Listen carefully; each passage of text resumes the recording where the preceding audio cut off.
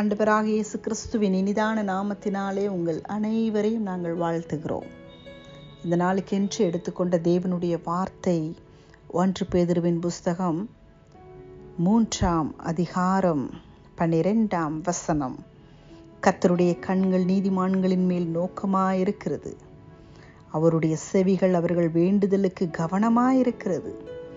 தீமை செய்கிறவர்களுக்கோ கர்த்தருடைய முகம் விரோதமாயிருக்கிறது.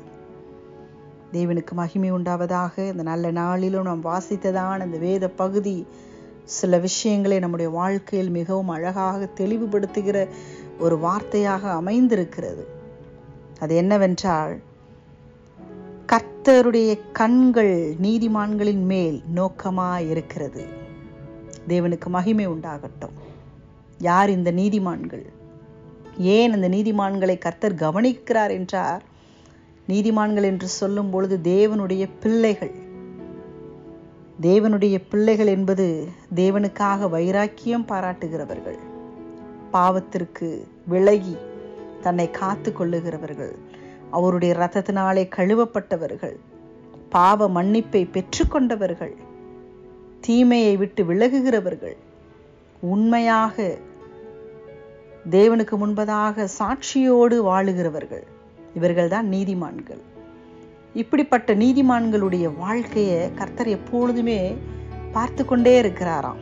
அதான் வசனம் சொல்லுகிறது அழகாய். அவர் நோக்கிக்கொண்டே இருக்கிறார்.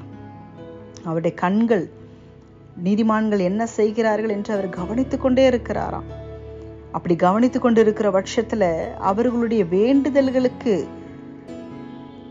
அவருடைய செவி எப்பொழுதுமே கவனமாக இருக்கிறது என்று வேதம் சொல்லுகிறது. அவருடைய வாஞ்சைகள் என்ன, நீதிமான்களுடைய விருப்பங்கள் என்ன, நீதிமான்களுடைய ஆசைகள் என்ன, எல்லாவற்றையும் ஆண்டவர் நிறைவேற்றுகிறவராய் இருக்கிறார் என்று வேதம் சொல்லுகிறது. இந்த வசனத்தினுடைய பிற்பகுதியை வாசிக்கும் பொழுது, தீமை செய்கிறவர்களுக்கோ கர்த்தருடைய முகம் விரோதமாயிருக்கிறது என்றும் வேதம் சொல்லுகிறது. யாரை தேவன் ஆசீர்வதிப்பாரா? நீதிமானாய் வாழுகிறவர்களை தேவன் ஆசீர்வதிப்பார். அதே நேரத்தில் தீமை என்று சொல்லும் பொழுது தேவன் அருவருக்கிறதான காரியங்கள், நம்முடைய மனசாட்சிக்கு விரோதமான காரியங்கள், பாவங்கள் நிறைந்தவைகள், எதெல்லாம் நம் இருதயத்தில் சில விஷயங்களை செய்யும் பொழுது குத்தப்படுகிறதோ அது அத்தனையுமே தீமையானவைகள். அது எல்லாவற்றையும் நாம் உதறிவிட்டு நீதிமான்களாய் வாழும் பொழுது கர்த்தர் நம்மை ஆசீர்வதிக்கிறவர்.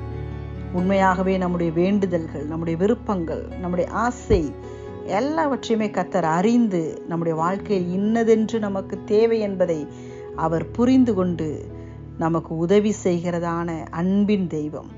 இந்த வார்த்தை கேட்கிற கர்த்தருடைய பிள்ளைகளே, தேவனுக்கு முன்பதாக நாம் நீதிமான்களாய் வாழுவோம், அவருடைய பிள்ளைகளாய் வாழுவோம், சாட்சியுள்ள ஒரு ஜீவிப்போம். கர்த்தர் தாமே இந்த வார்த்தைகளை கொண்டு நம் ஒவ்வொருவரையும் ஆசீர்வதிப்பாராக. பயப்படாதே.